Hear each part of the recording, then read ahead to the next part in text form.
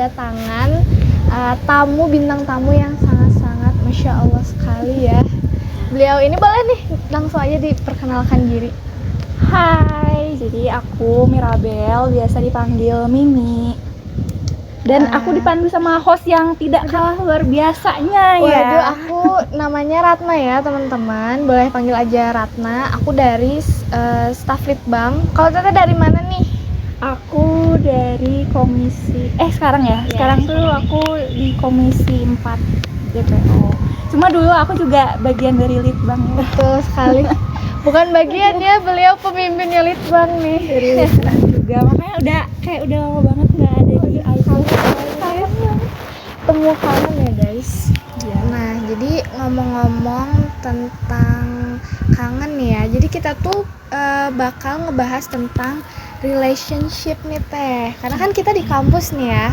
Kita tuh penasaran gimana sih macam-macam relationship di kampus itu kan. Kan kita udah berapa tahun nih ya di kampus ya. Udah berpengalaman lah ya sedikit banyaknya. Nah, langsung aja nih ke pertanyaan pertama. Menurut Tata nih, penting gak sih punya teman atau pacar selama kuliah? Temen atau pacar ya? Betul. Kalau buat temen itu penting banget ya. Penting banget karena salah satu tujuan dari kuliah kan bukan cuma untuk ilmu ya. Betul. Ada juga sosialisasi, belajar bersosialisasi, udah gitu ngebangun networking. Karena kan kita nggak tahu ya orang yang mana yang kita temuin yang bisa jadi ladang rezeki kita gitu ke depannya.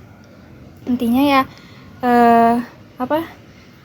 selama masa kuliah tuh berat ya. Berat sih, gimana ya mau cukup jujur berat ya? gitu ya. Jadi ya rawan demotivasi lah. Rawan demotivasi di mana kita juga perlu orang lain buat nge-support kita di saat diri kita sendiri nggak bisa nge-support kita gitu. Kalau misalkan untuk pacar ya, sih penting nggak penting ya? Kalau penting nggak penting? Penting nggak tuh? Buat aku ya penting nggak penting sih. Okay. Lebih ke ya udahlah ngalir aja. Kalau misalkan dapet pacar sama kuliah, ya udah mungkin rezekinya di kuliah. Kalau misalkan enggak ya nggak usah dipusingin gitu. Karena kan di kuliah mah ya udah gitu, banyakin temen aja. Yang penting mah bonus itu. Lebih penting mah temen ya. Kalau pacar mah sunnah lah ya. Ya udahlah kalau nggak ada juga. Nah, berarti kan tadi udah dijawab nih ya kalau temen itu penting dan kalau pacar itu sunnah ya. Sekarang kalau misalkan menurut Tete nih, gimana caranya punya temen yang banyak atau cara bangun pertemanan tuh kayak gimana sih? Oke.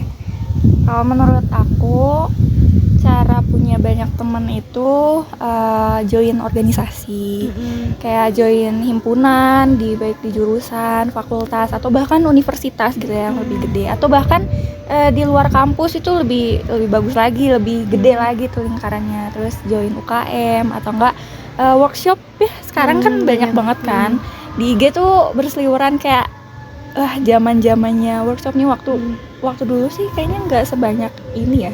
Iya. Nggak sih?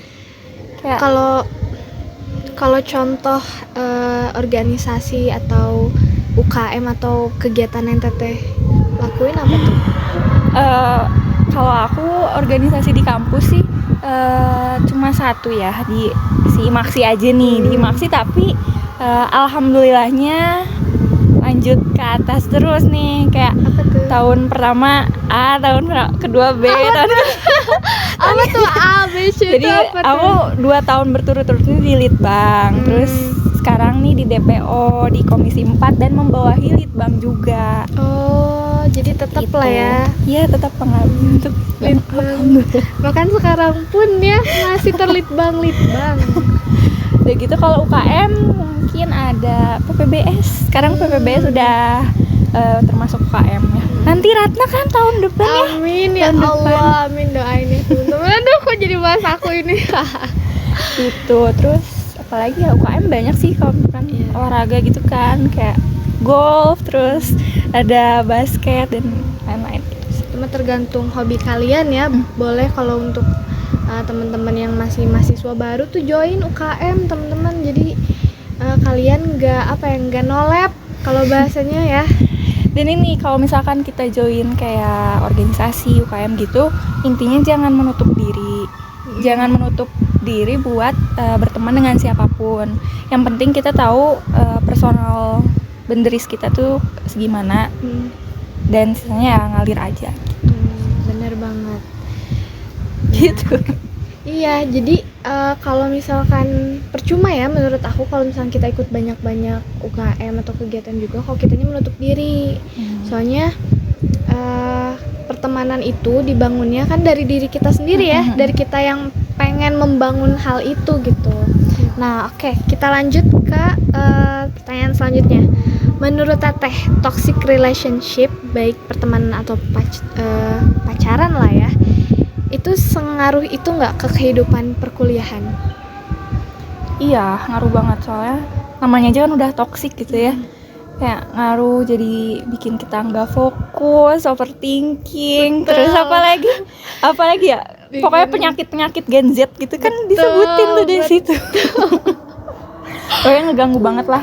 Apalagi kan apa ya, dunia ini bukan hanya tentang pacar atau temen yang toksik istilahnya gitu. Kita juga butuh buat berkembang lah di dunia perkuliahan ini. Jadi ngaruh banget pokoknya. Ngaruh ya. Semoga Ratna nggak ada di dalam lingkaran itu ya. Alhamdulillahnya sih sekarang enggak ya. Oh, sekarang enggak ya? Ya, sekarang enggak. Nanti juga semoga enggak ya. Amin ya Allah, semoga dilindungi kita.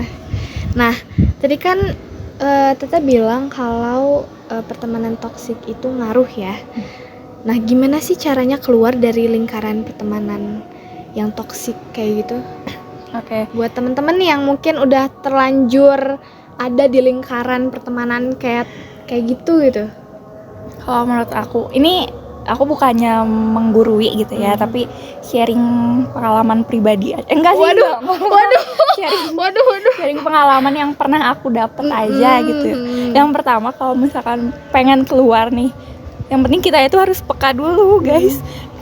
Kadang tuh kita nggak peka sama kelakuan red flagnya si pelaku ini. Soalnya yang sering kali peka tuh bahkan teman dekat kita gitu.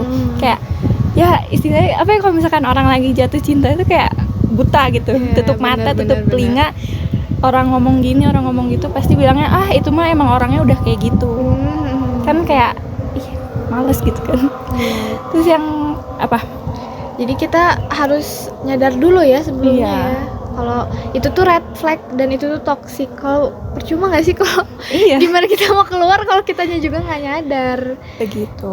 Terus yang kedua paling ini berani buat ambil keputusan.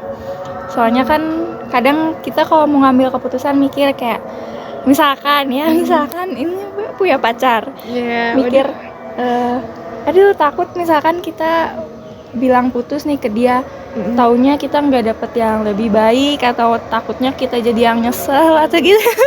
ini kan banyak orang kayak gitu ya. Sebenarnya orang baik tuh gak melulu standarnya gitu loh. Standarnya nggak harus orang itu baiknya. Orang lain tuh ya ada caranya sendiri lah, apa gitu kan. Kayak gitu. Dan coba ubah aja mindsetnya, kayak kayaknya dia deh yang menyesal gitu. Sama kayak teman kayak gitu. Kayak jangan takut nggak punya teman di sini banyak kok, asalkan kitanya mau bergaul dan terbuka gitu loh. Ya gitu. Jadi intinya kita juga harus jangan nggak enakan ya. Jangan jadi orang yang nggak enakan, karena kita harus bisa nge-cut si circle yang toxic tadi. Apalagi, apa? Boleh. Apalagi kalau misalkan untuk teman-teman yang pacaran kali ya, agak lebih susah kayaknya ya daripada pertemanan yang toksik ya. Betul. Agaknya. Gimana tuh Teh tadi? Ya makanya harus sinkron, logika dan hati. Nggak bisa hati terus, nggak bisa juga logika terus. Begitu Ratna. Jangan ini ya. Jadi kayaknya aku yang diwajibkan. Oke. Menurut Tata nih, lanjut ya kita ke pertanyaan yang selanjutnya. Untuk pertemanan atau lingkungan yang seperti apa sih yang diperlukan, atau yang menurut Tata sehat, pertemanan yang sehat, atau orang-orang yang support kita di perkuliahan tuh yang kayak gimana sih? kriterianya gitu? Kriterianya yang ini sih, yang paling pertama yang nggak ada merasa tersaingi gitu. Merasa tersaingi kalau misalkan temennya dapat achievement apa terus tapi dirinya belum, mungkin ya belum, ya jangan ada rasa kayak apa ya, rasa gimana ya gitu, apa ya, kayak ih kok si ini udah kayak gini, kok gue kayak gini. Boleh kayak gitu, boleh, tapi jangan berlarut gitu, karena kalau misalkan lama-lama kayak gitu jadi penyakit hati, iri guys, Iri dengki ya. iri dengki. Harusnya kalau teman mendapatkan sesuatu tuh kitanya jadi malah seneng. Iya. Dan termotivasi buat kayak gitu juga. Betul. Ya bisa aja tahun itu atau saat itu belum rezekinya kita. Karena kalau pertemanan tuh aku pernah tahu gitu ya dari orang juga, kalau pertemanan itu ibaratnya kita pakai parfum. Gimana tuh? Kalau misalkan pasti kita tuh apa ya? Kecipratan wanginya gitu. Iya. Kalau misalkan kita temenan sama yang orang yang bisa dibilang sukses atau misalkan positif gitu ya, no toxic gitu, itu bisa apa ya, nyebar juga ke kita. Benar. Jadi walaupun temenan tuh terbuka sama siapa aja, tapi tetap pilih-pilih juga ya. Iya. Yang bisa ngebawa kita ke hal yang positif dan lebih baik lagi. Oke. Lanjut nih ke pertanyaan selanjutnya. Kan tadi Tete bilang untuk untuk ikut organisasi salah satunya. Berarti organisasi itu penting kan untuk membangun pertemanan? Betul, penting banget. Karena kalau misalkan kita cuma ngandelin teman di kelas aja, itu kan apa istilahnya? Kita ketemunya kan ya udah pas di jadwal kelas aja. Kadang jadwal juga aclok-aclokan gitu. Iya benar. Kadang nggak jelas, hari ini ada, besok nggak ada. Itulah pokoknya. Nah, tapi kalau misalkan di organisasi kan ada extra time gitu, kayak di Sabtu kita dateng, terus di organisasi tuh apa ya? Rasa kedekatannya tuh jadi makin bertumbuh gitu dengan kita kerja sama, terus apalagi ya? Keluh kesahnya bareng, itu kan jadi memunculkan benih-benih kedekatan gitu. Nanti bonusnya kalau ada yang serk gitu. Kalau ada yang serk ya. Ada yang serk, boleh bonus lah. Ya. Oke, lanjut nih ke pertanyaan terakhir nih. Kalau misalkan Tete bisa ngulang lagi dari semester 1, Tete tuh bakal kayak gimana sih? Kalau misalkan aku boleh ngulang, aku pengen ikut organisasi yang lebih luas lagi. Yang apa ya, istilahnya bisa lebih explore kayak bidang-bidang tertentu gitu. Kan misalkan di IMAKSI udah penelitian dan pengembangan, mungkin di organisasi lain aku bisa ke bidang yang lain lagi, atau bahkan di bidang yang sama. Jadi ada apa ya, ilmunya tuh nggak terbatas di IMAKSI aja. Misalkan kok dapat di yang lain juga gitu sih. Keren banget ya teman-teman. Jadi kita tuh harus bisa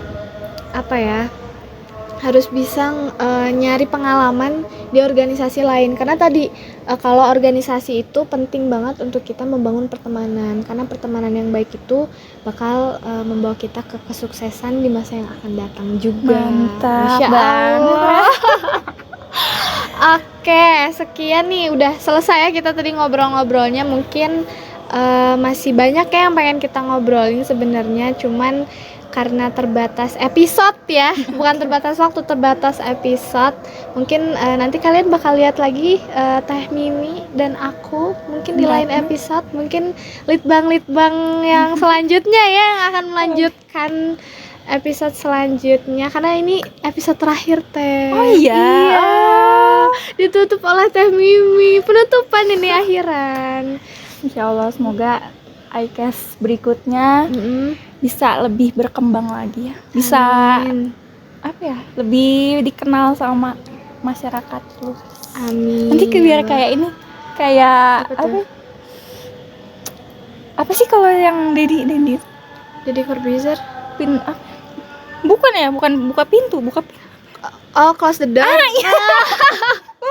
Buka pintu. Oh, close the door. Oh iya. Boleh tuh nanti jadi iCast jadi proker yang besar ya. Banyak dikenal, amin ya Allah. Oke, sampai jumpa di iCast berikutnya. Bye bye.